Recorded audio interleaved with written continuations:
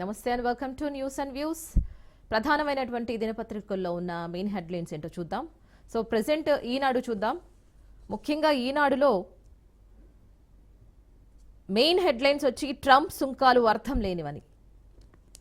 So America తీరుతో ప్రపంచ ఆర్థిక రంగానికి చేటు అని అంటున్నారు మన ప్రముఖ ఆర్థికవేత్త కౌశిక్ బసు.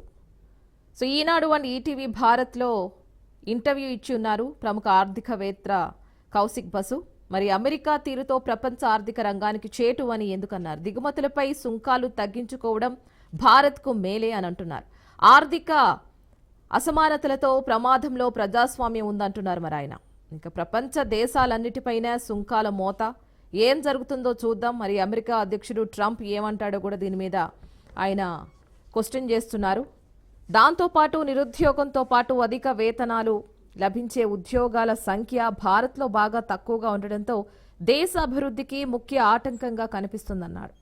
దీనిపై విధానాల పరంగా ఎలాంటి మార్పులు చేయాలి అని ప్రశ్నించినా కూడా ఆయన చైనా తయారీ రంగంలో వేతనాలు బాగా పెరుగుదల గమనించారు. అనేక దేశాలు దాటి నుంచి స్ఫూర్తి పొందాయి.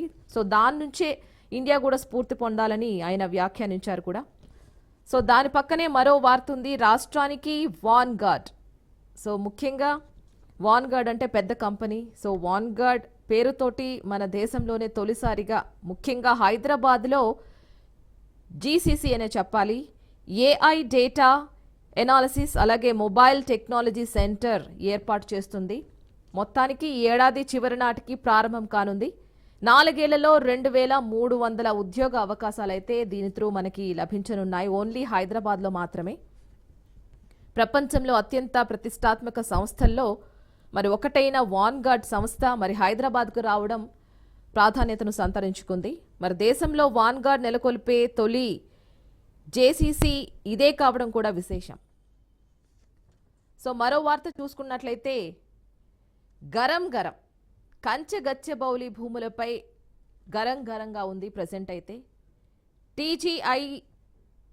ఐఐసి అలాగే హెచ్సియు పరస్పర నిరుద్ధ ప్రకటనలు చేశాయి. మరి జైల్లో సర్వే చేశామని జులైలో కూడా సర్వే చేశామని అంటున్నారు. ప్రభుత్వానికే సంపూర్ణ హక్కులు ఉన్నాయని అధికారులు వాదన చేస్తున్నారు. డిమార్కేషన్ చేయలేదు, మరి మేము అంగీకరించలేదన్న హెచ్సియు రిజిస్టర్. ఫస్ట్ నుంచి కూడా హెచ్సియు విద్యార్థులు కూడా దీనిపై ఆందోళన చేస్తూనే ఉన్నారు. కానీ ప్రభుత్వం ఏమో దీనిపైన అవగాహన ఉంది, ఇది మాదే అంటూ భూమి ప్రతిసారి హెచ్సియు నిరసన చేసే విద్యార్థులపై ఆటంకం కలిగిస్తూనే ఉంది. మరి నేటి నుంచి విద్యార్థుల తరగతులు బహిష్కరణ నిరవధిక సమ్మె కూడా కొనసాగుతుంది. దీనిపై అటు 400 ఎకరాలు ముమ్మాటికి సర్కారువే అంటుంది సర్కార్. మరి హైకోర్టులు సుప్రీంకోర్టుల తీర్పుతో ప్రభుత్వ పరమైంది. మరి మంత్రి పొంగులేటి కూడా ఈ విషయాన్నే మనం స్పందించారు. మరి హైకోర్టులో సుప్రీంకోర్టుల తీర్పుతో కూడా ప్రభుత్వ పరమైందని ఈ భూమి పొంగులేటి అన్నారు కూడా. మరి విద్యార్థులను కొందరు తప్పుదోవ పట్టిస్తున్నారని ధ్వజమెత్తారు.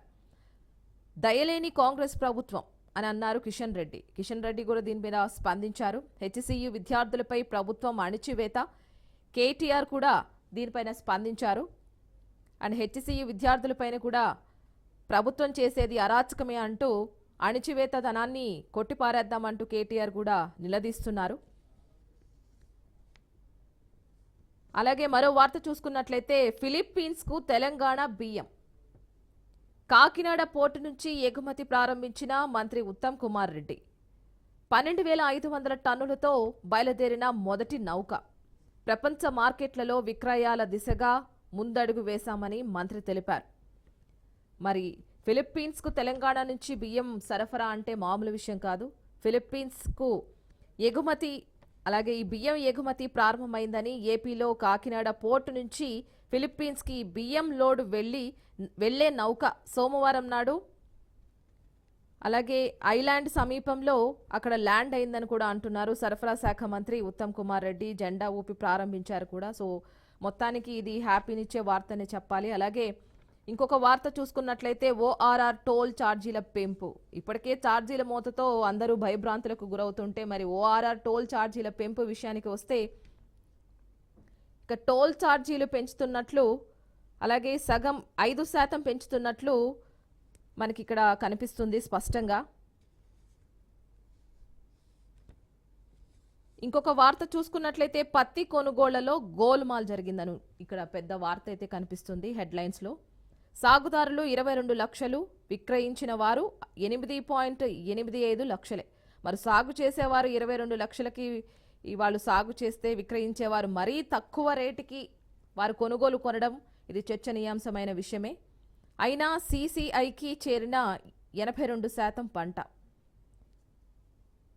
అనర్హులకు తాత్కాలిక రిజిస్ట్రేషన్ పత్రాలు. విజిలెన్స్ విచారణకు వ్యవసాయ శాఖ ఆదేశాలు. మరి ఇంత గోల్మాల్ జరుగుతున్నా ఇప్పటికీ పట్టించుకోలేదంటే ఇది కూడా పెద్ద మాటనే చెప్పాలి. రాష్ట్రంలో కాటన్ కార్పొరేషన్ ఆఫ్ ఇండియా ఇలాంటి గోల్మాల్ చర్యల్లో స్పందించి తగు చర్యలు తీసుకోవాల్సిందిగా ప్రతి ఒక్కరు కూడా కోరుతున్నారు.